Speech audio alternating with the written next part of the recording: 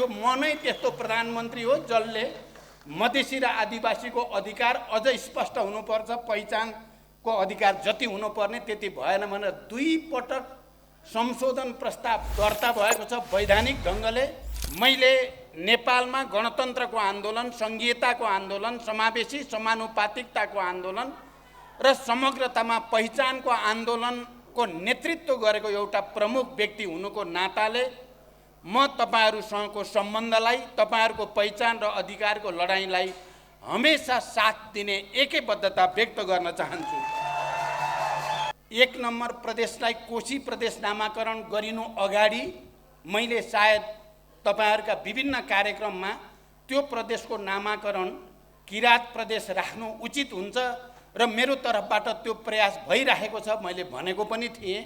मलाई त्यसको पनि सम्झना छ र अहिले यो कोशी प्रदेश नामाकरण भइसकेपछि जो आन्दोलन चलेको छ त्यो आन्दोलनका सन्दर्भमा आदिवासी जनजाति लगायत विभिन्न सङ्घ संस्थाको प्रतिनिधिहरूले बालुवाटारमा प्रधानमन्त्रीलाई आएर भेट्नु भएको थियो र मैले त्यहाँ यसको बारेमा पनि केही कुरा राखेको थिएँ र अनि पछि यो आन्दोलनको क्रममा शहादत प्राप्त गर्ने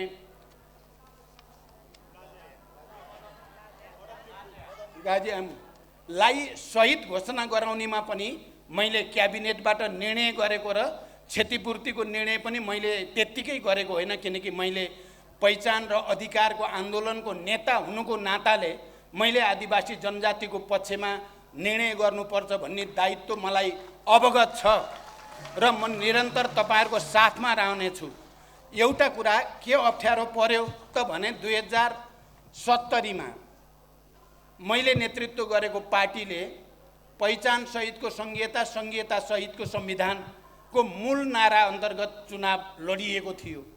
तर दुर्भाग्य हामीले जनतालाई राम्रोसँग प्रशिक्षित गर्न सकेनौं र हामीले भने जस्तो तपाईहरुले यहाँ यो कुरा पनि राख्नुभयो, मैले शेर्पामा गएर शेर्पा प्रदेशको नामाकरणको घोषणा पनि गरेकै थिएँ, किरातको पनि मैले गरेकै थिएँ। तर त्यसलाई कार्यान्वयन गर्नको निम्ति जति तागत सदनमा हामीलाई चाहिने हो, पहिचानका पक्षधरलाई चाहिने हो, त्यो शक्ति हामीलाई प्राप्त भएन।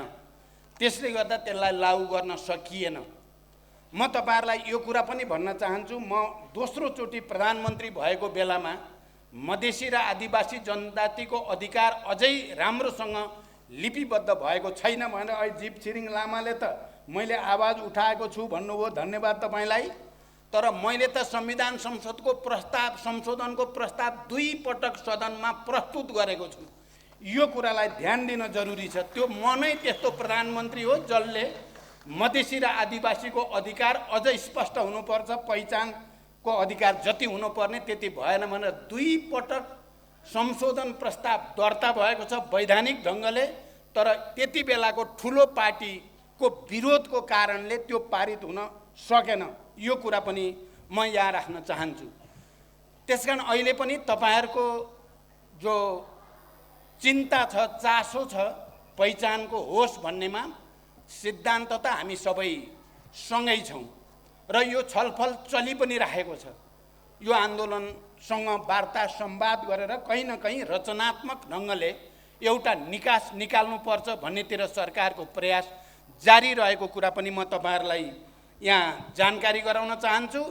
अब यही प्रयासबाट तपाईहरुले भने जस्तो गरी पहिचान आउने भयो त सो मच द बेटर, त्यो त धेरै राम्रो भयो। मैले नेपालमा गणतन्त्रको आन्दोलन, संघीयताको आन्दोलन, समावेशी समानुपातिकताको आन्दोलन र समग्रतामा पहिचानको आन्दोलनको नेतृत्व गरेको एउटा प्रमुख व्यक्ति हुनुको नाताले म तपाईहरुसँगको सम्बन्धलाई, तपाईहरुको पहिचान र अधिकारको लडाईँलाई हमेशा साथ दिने एकैबद्धता व्यक्त गर्न चाहन्छु।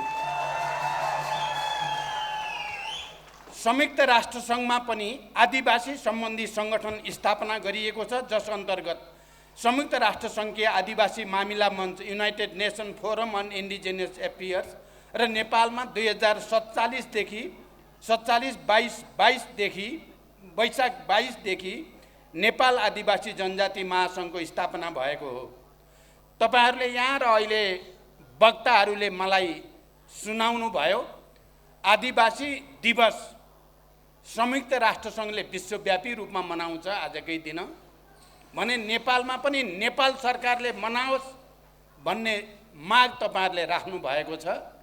म के भन्न चाहन्छु भने आदिवासी जनजाति दिवस मनाउने कुरामा प्रत्येक पटक नेपाल सरकारका प्रधानमन्त्री यो कार्यक्रममा सहभागी हुने र सरकारको तर्फबाट बधाई र शुभकामना दिने परम्परा हुँदै आएको छ। एक अर्थमा भन्ने हो भने आदिवासी जनजाति अघि सरकार पछि भएर यो दिवस मनाउने गरिएको छ।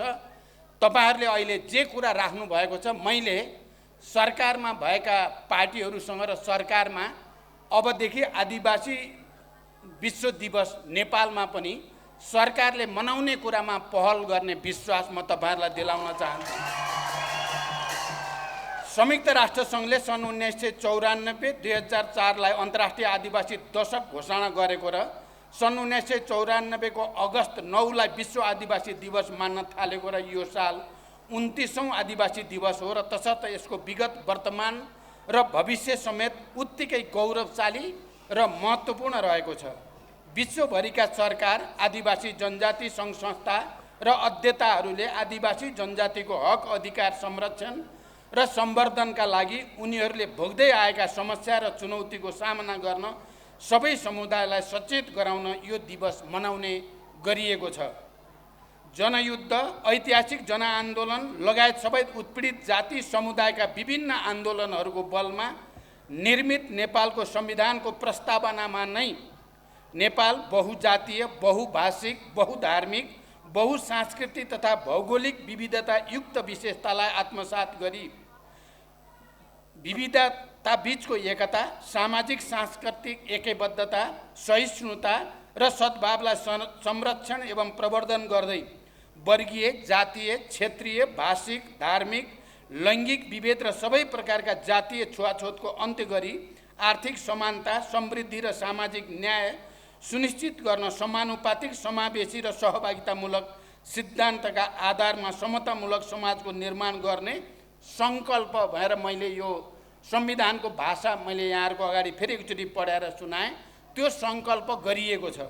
साथै नेपालको संविधानको भाग 27 धारा 261 मा आदिवासी जनजाति आयोगको व्यवस्था गरिएको छ, जसले मूलतः आदिवासी जनजाति सम्बद्ध नीति निर्माणका लागि नेपाल सरकार समक्ष सिफारिस गर्ने तथा सुझाव दिने, सरकारद्वारा सञ्चालित नीति तथा कार्यक्रमको समीक्षा, अनुगमन र मूल्याङ्कन गर्ने र समुदायको सशक्तिकरणका लागि चेतनामूलक कार्यक्रम सञ्चालन गर्ने गर्दछ।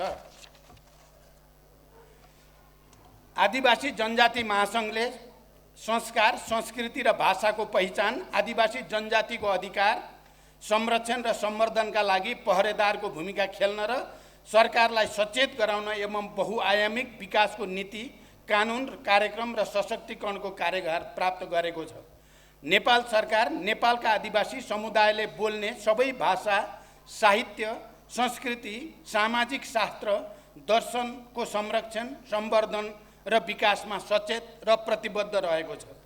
विश्वव्यापी रूपमा देखा परेको आर्थिक सङ्कटबाट हामी पनि प्रभावित छौँ। त्यसैले हाम्रो चाहना हुँदाहुँदै पनि सरकारका तर्फबाट पर्याप्त बजेटको व्यवस्था गर्न निकै कठिन भएको छ र पनि भाषा, साहित्य, संस्कृति, दर्शनको विकासमा नेपाल सरकारको तर्फबाट गर्न सक्ने अधिकतम सहयोग बजेटको व्यवस्था गर्ने प्रयास भएको छ। अहिले भर्खरै अध्यक्षज्यूले मलाई त्यहाँ बस्दै गर्दा भन्नुभएको छ यही कार्यक्रमको निम्ति पनि अहिले विगतमा भन्दा अलिकति अगाडि बढेर सहयोग हुन पर्यो भन्नुभएको छ। म तपाईहरुको अगाडि पहिलाको भन्दा बढी सहयोग गर्ने विश्वास पनि व्यक्त गर्न चाहन्छु। यसका साथै आजको सन्दर्भमा आदिवासी जनजाति समुदायको पहलमा कानुन बनाउने, स्रोत साधन एवं जनशक्ति आयोग शक्तिशाली बनाउने, संविधानले व्यवस्था गरेको आदिवासी जनजातिको अधिकारलाई कार्यान्वयन गर्दै लैजाने, स्वायत्त, संरक्षित र विशेष क्षेत्रलाई कानुन बनाएर लागू गराउने, संघीयताको दृढ कार्यान्वयनका साथै थप अधिकारका निम्ति प्रयत्नशील रहने कार्यभार पनि हाम्रो अगाडि रहेको छ। हामी सबैको सामूहिक प्रयास र सङ्घर्षले उल्लेखित कार्यभार पूरा गर्न महत्त्वपूर्ण योगदान गर्नेछन् भन्ने पनि मेरो गहिरो विश्वास छ। यति भनिसकेपछि तपाईहरूले अहिले म प्रधानमन्त्री हुनुको नाताले र जसले पहिचानको आन्दोलनलाई समावेशी र समानुपातिकताको आन्दोलनको नेतृत्व गर्यो, उसले प्रदेशको नामाकरण गर्दा पहिचान झल्किने, संस्कृति झल्किने गरोस् भन्ने तपाईहरूको आवाजको गम्भीरता र संवेदनशीलतालाई मैले बुझेको छु। मैले नेपालमा गणतन्त्रको आन्दोलन, संघीयताको आन्दोलन, समावेशी समानुपातिकताको आन्दोलन र समग्रतामा पहिचानको आन्दोलनको नेतृत्व गरेको एउटा प्रमुख व्यक्ति हुनुको नाताले म तपाईहरूसँगको सम्बन्धलाई, तपाईहरूको पहिचान र अधिकारको लडाईँलाई हमेशा साथ दिने एकैबद्धता व्यक्त गर्न चाहन्छु। संयुक्त राष्ट्रसङ्घमा पनि आदिवासी सम्बन्धी सङ्गठन स्थापना गरिएको छ, जस अन्तर्गत संयुक्त राष्ट्रसङ्घीय आदिवासी मामिला मञ्च, United Nation forum on indigenous affairs र नेपालमा 2047देखि वैशाख 22देखि नेपाल आदिवासी जनजाति महासङ्घको स्थापना भएको हो। तपाईहरूले यहाँ र अहिले वक्ताहरूले मलाई सुनाउनु भयो, आदिवासी दिवस संयुक्त राष्ट्रसङ्घले विश्वव्यापी रूपमा मनाउँछ आजकै दिन भने नेपालमा पनि नेपाल सरकारले मनाओस् भन्ने माग तपाईहरूले राख्नु भएको छ। म के भन्न चाहन्छु भने आदिवासी जनजाति दिवस मनाउने कुरामा प्रत्येक पटक नेपाल सरकारका प्रधानमन्त्री यो कार्यक्रममा सहभागी हुने र सरकारको तर्फबाट बधाई र शुभकामना दिने परम्परा हुँदै आएको छ। एक अर्थमा भन्ने हो भने आदिवासी जनजाति अघि सरकार पछि भएर यो दिवस मनाउने गरिएको छ। तपाईहरूले अहिले जे कुरा राख्नु भएको छ, मैले सरकारमा भएका पार्टीहरूसँग र सरकारमा अबदेखि आदिवासी विश्व दिवस नेपालमा पनि सरकारले मनाउने कुरामा पहल गर्ने विश्वास म तपाईहरूलाई दिलाउन चाहन्छु। संयुक्त राष्ट्रसङ्घले सन् 1994-2004लाई अन्तर्राष्ट्रिय आदिवासी दशक घोषणा गरेको र सन् 1994 को अगस्त 9लाई विश्व आदिवासी दिवस मान्न थालेको र यो साल 29औं आदिवासी दिवस हो र तसर्थ यसको विगत, वर्तमान र भविष्य समेत उत्तिकै गौरवशाली र महत्त्वपूर्ण रहेको छ।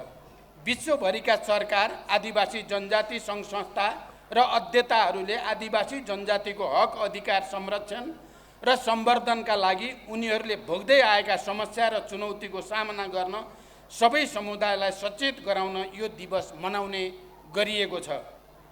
जनयुद्ध, ऐतिहासिक जनआन्दोलन लगायत सबै उत्पीडित जाति समुदायका विभिन्न आन्दोलनहरूको बलमा निर्मित नेपालको संविधानको प्रस्तावनामा नै नेपाल बहुजातीय, बहुभाषिक, बहुधार्मिक, बहुसांस्कृतिक तथा भौगोलिक विविधता युक्त विशेषतालाई आत्मसात गरी विविधता बीचको एकता, सामाजिक सांस्कृतिक एकबद्धता, सहिष्णुता र सद्भावलाई संरक्षण एवं प्रवर्धन गर्दै वर्गीय, जातीय, क्षेत्रीय, भाषिक, धार्मिक, लैङ्गिक विभेद र सबै प्रकारका जातीय छुवाछुतको अन्त्य गरी आर्थिक समानता, समृद्धि र सामाजिक न्याय सुनिश्चित गर्न समानुपातिक, समावेशी र सहभागितामूलक सिद्धान्तका आधारमा समतामूलक समाजको निर्माण गर्ने सङ्कल्प भएर मैले यो संविधानको भाषा मैले यहाँहरूको अगाडि फेरि एकचोटि पढाएर सुनाएँ। त्यो सङ्कल्प गरिएको छ। साथै नेपालको संविधानको भाग 27 धारा 261 मा आदिवासी जनजाति आयोगको व्यवस्था गरिएको छ, जसले मूलतः आदिवासी जनजाति सम्बद्ध नीति निर्माणका लागि नेपाल सरकार समक्ष सिफारिस गर्ने तथा सुझाव दिने, सरकारद्वारा सञ्चालित नीति तथा कार्यक्रमको समीक्षा, अनुगमन र मूल्याङ्कन गर्ने र समुदायको सशक्तिकरणका लागि चेतनामूलक कार्यक्रम सञ्चालन गर्ने गर्दछ। आदिवासी जनजाति महासङ्घले संस्कार, संस्कृति र भाषाको पहिचान, आदिवासी जनजातिको अधिकार संरक्षण र सम्वर्धनका लागि पहरेदारको भूमिका खेल्न र सरकारलाई सचेत गराउन एवं बहुआयामिक विकासको नीति, कानुन, कार्यक्रम र सशक्तिकरणको कार्यभार प्राप्त गरेको छ। नेपाल सरकार नेपालका आदिवासी समुदायले बोल्ने सबै भाषा, साहित्य, संस्कृति, सामाजिक शास्त्र, दर्शनको संरक्षण, सम्वर्धन र विकासमा सचेत र प्रतिबद्ध रहेको छ। विश्वव्यापी रूपमा देखा परेको आर्थिक सङ्कटबाट हामी पनि प्रभावित छौँ। त्यसैले हाम्रो चाहना हुँदाहुँदै पनि सरकारका तर्फबाट पर्याप्त बजेटको व्यवस्था गर्न निकै कठिन भएको छ र पनि भाषा, साहित्य, संस्कृति, दर्शनको विकासमा नेपाल सरकारको तर्फबाट गर्न सक्ने अधिकतम सहयोग बजेटको व्यवस्था गर्ने प्रयास भएको छ। अहिले भर्खरै अध्यक्षज्यूले मलाई त्यहाँ बस्दै गर्दा भन्नुभएको छ यही कार्यक्रमको निम्ति पनि अहिले विगतमा भन्दा अलिकति अगाडि बढेर सहयोग हुन पर्यो भन्नुभएको छ। म तपाईहरुको अगाडि पहिलाको भन्दा बढी सहयोग गर्ने विश्वास पनि व्यक्त गर्न चाहन्छु। यसका साथै आजको सन्दर्भमा आदिवासी जनजाति समुदायको पहलमा कानुन बनाउने, स्रोत साधन एवं जनशक्ति आयोग शक्तिशाली बनाउने, संविधानले व्यवस्था गरेको आदिवासी जनजातिको अधिकारलाई कार्यान्वयन गर्दै लैजाने, स्वायत्त, संरक्षित र विशेष क्षेत्रलाई कानुन बनाएर लागू गराउने, संघीयताको दृढ कार्यान्वयनका साथै थप अधिकारका निम्ति प्रयत्नशील रहने कार्यभार पनि हाम्रो अगाडि रहेको छ। हामी सबैको सामूहिक प्रयास र सङ्घर्षले उल्लेखित कार्यभार पूरा गर्न महत्त्वपूर्ण योगदान गर्नेछन् भन्ने पनि मेरो गहिरो विश्वास छ। यति भनिसकेपछि तपाईहरूले अहिले म प्रधानमन्त्री हुनुको नाताले र जसले पहिचानको आन्दोलनलाई समावेशी र समानुपातिकताको आन्दोलनको नेतृत्व गर्यो, उसले प्रदेशको नामाकरण गर्दा पहिचान झल्किने, संस्कृति झल्किने गरोस् भन्ने तपाईहरुको आवाजको गम्भीरता र संवेदनशीलतालाई मैले बुझेको छु। 1 नम्बर प्रदेशलाई कोशी प्रदेश नामाकरण गरिनु अगाडि मैले सायद तपाईहरुका विभिन्न कार्यक्रममा त्यो प्रदेशको नामाकरण किरात प्रदेश राख्नु उचित हुन्छ र मेरो तर्फबाट त्यो प्रयास भइरहेको छ मैले भनेको पनि थिएँ।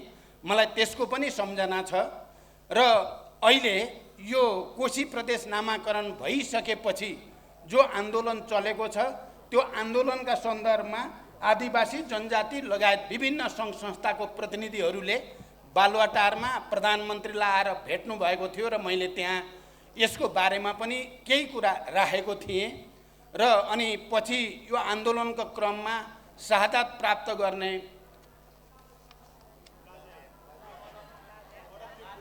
गाजीलाई शहीद घोषणा गराउनेमा पनि मैले क्याबिनेटबाट निर्णय गरेको र क्षतिपूर्तिको निर्णय पनि मैले त्यत्तिकै गरेको होइन, किनकि मैले पहिचान र अधिकारको आन्दोलनको नेता हुनुको नाताले मैले आदिवासी जनजातिको पक्षमा निर्णय गर्नुपर्छ भन्ने दायित्व मलाई अवगत छ र म निरन्तर तपाईहरुको साथमा रहनेछु। एउटा कुरा के अप्ठ्यारो पर्यो त भने 2070 मा मैले नेतृत्व गरेको पार्टीले पहिचान सहितको संघीयता, संघीयता सहितको संविधानको मूल नारा अन्तर्गत चुनाव लडिएको थियो। तर दुर्भाग्य हामीले जनतालाई राम्रोसँग प्रशिक्षित गर्न सकेनौं र हामीले भने जस्तो तपाईहरुले यहाँ यो कुरा पनि राख्नुभयो, मैले शेर्पामा गएर शेर्पा प्रदेशको नामाकरणको घोषणा पनि गरेकै थिएँ, किरातको पनि मैले गरेकै थिएँ, तर त्यसलाई कार्यान्वयन गर्नको निम्ति जति तागत सदनमा हामीलाई चाहिने हो, पहिचानका पक्षधरलाई चाहिने हो, त्यो शक्ति हामीलाई प्राप्त भएन। त्यसले गर्दा त्यसलाई लागू गर्न सकिएन। म तपाईहरुलाई यो कुरा पनि भन्न चाहन्छु, म दोस्रो चोटि प्रधानमन्त्री भएको बेलामा मधेसी र आदिवासी जनजातिको अधिकार अझै राम्रोसँग लिपिबद्ध भएको छैन भनेर अहिले जीव छिरिङ लामाले त मैले आवाज उठाएको छु भन्नुभयो, धन्यवाद तपाईलाई। तर मैले त संविधान संसदको प्रस्ताव, संशोधनको प्रस्ताव 2 पटक सदनमा प्रस्तुत गरेको छु। यो कुरालाई ध्यान दिन जरुरी छ। त्यो म नै त्यस्तो प्रधानमन्त्री हो जसले मधेसी र आदिवासीको अधिकार अझ स्पष्ट हुनुपर्छ, पहिचानको अधिकार जति हुनुपर्ने त्यति भएन भनेर 2 पटक संशोधन प्रस्ताव दर्ता भएको छ वैधानिक ढङ्गले। तर त्यति बेलाको ठुलो पार्टीको विरोधको कारणले त्यो पारित हुन सकेन। यो कुरा पनि म यहाँ राख्न चाहन्छु। त्यसकारण अहिले पनि तपाईहरुको जो चिन्ता छ, चासो छ पहिचानको होस् भन्नेमा, सिद्धान्त त हामी सबै सँगै छौं र यो छलफल चलि पनि राखेको छ। यो आन्दोलनसँग वार्ता संवाद गरेर कहीँ न कहीँ रचनात्मक ढङ्गले एउटा निकास निकाल्नुपर्छ भन्नेतिर सरकारको प्रयास जारी रहेको कुरा पनि म तपाईँहरूलाई यहाँ जानकारी गराउन चाहन्छु।